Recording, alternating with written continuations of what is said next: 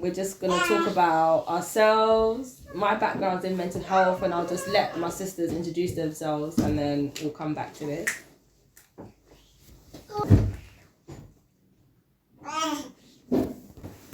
Hi guys, I'm Emma or Emily, and I'll be part of these Kente Talks. Hey, Paula, here with you as well, otherwise known as Ash.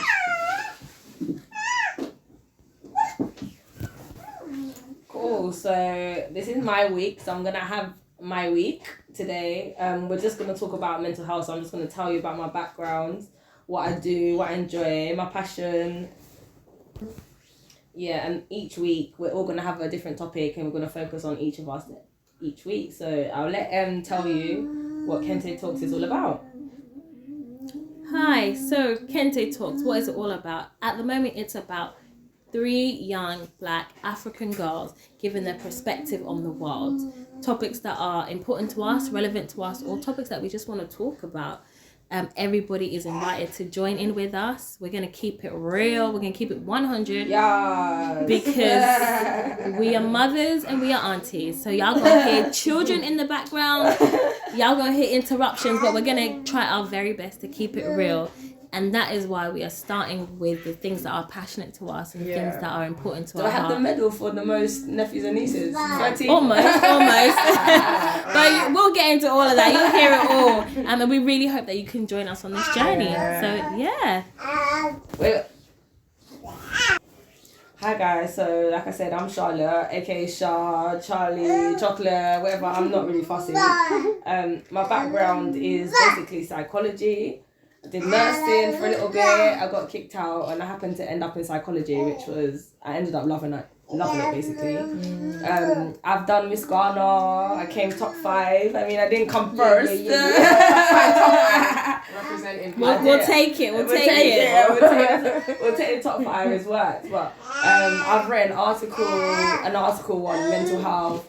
And I currently work for the homeless with the YMCA. So, yeah, I just wanted to talk about mental health and Black people, really. I feel like it's a topic that Black people don't really engage with. And obviously, even with my sisters, that we're always talking about, we need to get this out. So, yeah, that's basically what it's going to be. So, if you guys have any questions or comments, literally topics you think, and me, I'm very vocal. I'm very vocal. I don't really hold back. So, yeah, that's what it's going to be about, really. Charlotte, we're going to throw it at you. So you want to talk about mental health. Tell us why you want to talk about mental health. Why are you coming at us with this angle? What do you want to say? So basically, I started off in nursing, which was great. Like, I actually did like it. I enjoyed helping people, but I struggled and I feel like I wasn't ready to go to uni at that time. So obviously it got to a point where I got into nursing. And what did you struggle with? I struggled with the assignment. Like, the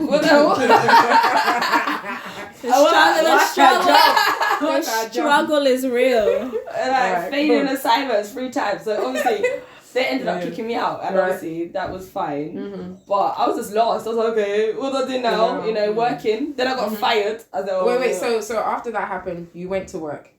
Yeah, like, I had to come back. Like, Yeah. I was in uni in Surrey. Yeah. So I had to come back. Yeah. So obviously I come back, okay, I need money now. Yeah. So let's be real. And then I was working for about a year or 2. I went back to the same job that I had before I went to uni. Got kicked out that. They fired me. And I was just at home, like, what do I do? So I went through clearing and I was like, what do I really enjoy? So there was psychology. Just psychology on its own was an option. But I was like, I like psychology, but I want a bit more. I like the health aspect, you know, because that's why I started to do nursing in the first place. Yep. So I said, health psychology. Oh, that sounds like the perfect combo. So I tried it, got through clearing. I was like, wow, that was good. And then I did that and I ended up loving the course, really. So okay, so that's how you got into that. So, but then we're talking about also the mental health of it. It seems you overcome everything and, you know, whatever. But the point is, from uni back to home, did you not feel a bit like a failure for coming back home? No, I was depressed. I was depressed. Literally. At home, just being home. Obviously now I've lost my job. I've been kicked out of uni. Yeah. What's going on here? What am I doing? So how long were you at home though? Like it must have been about 3 months. 3 months, and then you got the job. No, and then I went to uni. I did clearing. But you worked. So I got fired. After I got fired, I was home for 3 months doing nothing. Okay, so from uni straight into work after uni. So you didn't there was no break. Okay. There was no break. So the working helped then. Yeah, it did. Work would have helped. Yeah, fine. It did. I mean, and I was making shmonies. Yeah. So still feeling good. Yeah. And then you got fired. So is it that 3 months that you became depressed then? Yeah, after I got fired, because I was even thinking, okay, if I'm not in uni, nothing's good for me, I might as well just do this job, become a manager, become this, just work my way up. That was my plan. Fine. So getting fired is like, what do I do now? So then I did clearing. Luckily enough, it was near around clearing time, and I got in. Okay. So whilst I was home, I wasn't eating, wasn't sleeping. In the 3 months. Yeah, after getting fired, I wasn't doing anything. Fine. Okay, cool. So yeah. So what did you do with that? Do you think you did the right things with the depression? Do you think there's something else you could have done? Did you seek any help? And this is the problem, because I'm African, it's like, get on with it. Yeah. Do you get it? What do you mean depression? Like, I think I was even telling mum. She's like, depression, what's that? Oh, go and get a job. Go and do this. You get it? But a job is not a be or end all. Do you know, that's not a career pathway for me. Yeah. Just to work. And obviously I had a job. True. Yeah, so yeah, mum didn't really see it like that, but she could obviously see that there was a problem, but she probably didn't know what it was herself. She said that you was in bed all day. Okay. Do you get it? You're not so eating, you're losing weight, but she didn't know that's depression. Fine. So that was it really. So what do you think changed for you to pick yourself? It sounds like you picked yourself up straight away. Oh, okay. So though after she didn't 3 months.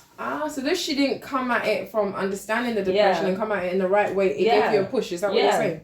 So it was just like, just do it. Just apply for uni. Just do clearing. It was like just like it was easy. Do you get it? So one day, I literally was one day I got up and I just said, let me just try, and it worked. So someone who's in the same situation, if I've understood it right, correct me if I'm wrong, Emily. But I'm hearing that you need support in some shape or form, someone to egg you on, push you on, or whatever. And then at a point, you also just have to try. Just literally, just what have you got? I thought to myself, what have I got to lose by picking up a laptop and applying? What have I got to lose? What have I got to lose? Nothing. I'm already here doing nothing. Do you know what I mean? So what is one day picking up a laptop? And bearing in mind at this time, all my friends are in uni. They're like in third year at this point, so obviously I'm feeling extra down. Like, all my friends have finished the uni and I don't know what I'm doing with my life. Do you know what I mean? So yeah, that's where all of that came from. Okay. But it was really weird because in doing that, once I actually got onto the course, I was like, wow, is that what I was going through? Depression. So I learned it in doing the course, which I think probably made me love the course even more. Which, as you say that, that's a course that Africans are hardly gonna pick up. Do you get it? If you're not a nurse, it is medicine doctor, same thing. Because you're coming at the wrong angle. You have to tell your parents. I want to be like a therapist. I want to be a doctor, basically, innit? So if you tell them you want to be a doctor, then they will understand. Don't come and tell them. Don't come and tell them about any psycho what? You know what? It's like this. Even the health psychology people, I all had to ask you about 100 times. What's that? So What's that? Yeah. Actually, that's a good question. So keep it simple for the African or any parentals. No, even in general, like a lot of people say, okay, psychology is one thing, but health psychology, a lot of people haven't heard about that. The difference is it's more about community psychology. So psychology is for everybody, whereas health psychology is how your health affects the people in your community and your mental health. So how your health or your mental health affects. How your health and the community's health affects psychology. Okay. Cool. Example might be, in this area, there's a lot of knife crime. So in that area, people are more likely to be anxious or people. So how health affects the community, So I really enjoyed that. So okay, but in the point that I was saying, like, lawyer, doctor, whatnot. How many black people are on your course? 3, 4, 5. Out of approximately how many? 60. Wow. Yeah, I think that says Just it all, doesn't it? statistics. I think that says it all. And The it's because, statistics speak for themselves. and then because you learned those things on the course, you were able to, in a sense, basically self-diagnose yourself. Yeah, literally. But it helped. Do you know what I mean? It helps. So you can be on it now, where you weren't on it before. So like they're going through it, but they don't know what they're going through. All I'm missing is the masters is coming. She's just me. Because you've done it, you can bring it back to your community. Yeah, and the funniest thing is I had a lecturer who was Ghanaian, and you know we have a Ghanaian person that, hey, you better do this, you better get your working on time, you better, and he's done it as well. They want you to do well. Yeah, he's done it as well, so I was respectful with that. Yeah. Wow. Yeah. So take home message, Shaz, what would you say? Well, it's a lot. Take home, I think we need to be more open to psychology. When you say we, what do you mean? Us as a black community, we need to be more open to psychology, and we need to be able to recognize what we're going through, and we're not just strong. That we are strong, but it's not just about being strong. You need to go and read books, go and research, go and find out why are you feeling this way. Why there's a reason to get. It's not just that. You know, it's a lot. And not be afraid to identify it. Not be afraid to speak about it. And all of that. We've always been told, how can you be depressed? You just be strong. Just to and get on with it. You know, depression is really a thing, but we just overlook it. More than we wish to admit in our community. Yeah. And obviously, once you've seen it and once you've identified it, then you can start looking at the solutions. So ultimately, that's also what you want to do. Exactly. Not like you're just bringing it up, but you're looking for solutions. You're moving forward faster. And helping others along the way when you see the same thing in them. So I think all in all, the first stage is acknowledging it. So, so you need to educate yourself on that and then do something about it. And I think something else that I think we could revisit later is not just in black people. I mean, and generally around we can, talk about it, how COVID has affected it, depression, in everybody more so, even children. But then also in men, black men, already men worldwide have a lot of depression, and they have a higher suicide rate because they don't talk about it. So we can talk about men and black men as well specifically. If you're interested, let us know. But I think that's a good take home message, Shaz. Anything else you want to add? I mean, that's most of it. I'm currently in the race equality and diversity group at work. And it's just basically focusing on black people, and my topic is mental health and health in general. So the sicknesses that black people get, that's a whole nother topic. There's so much on that as well. But just acknowledging mental health and that, it's okay. So I think as a shout out, if there's anyone listening to this who's going through some of the things, has realised some of the signs and such, what would you say, Charles, that they should do? That my DMs are open. I'm nosy. I like to help people. I mean, I enjoy that. I do that for fun.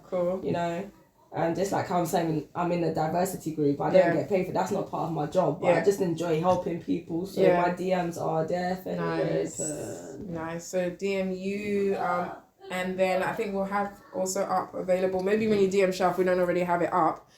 Just websites and things that they can go to. Should they speak to family? Should they speak to friends? I can put it under. I can put some links, some helpful links for people to use. So I'll put that under the comment box as well. I guess what's left to say is thank you for listening to the podcast. Thank you for listening to the podcast. Yes. I've been one of your Kente Talkers. Emily Amma. Paula. I'm Charlie. Hot chocolate. Hot chocolate.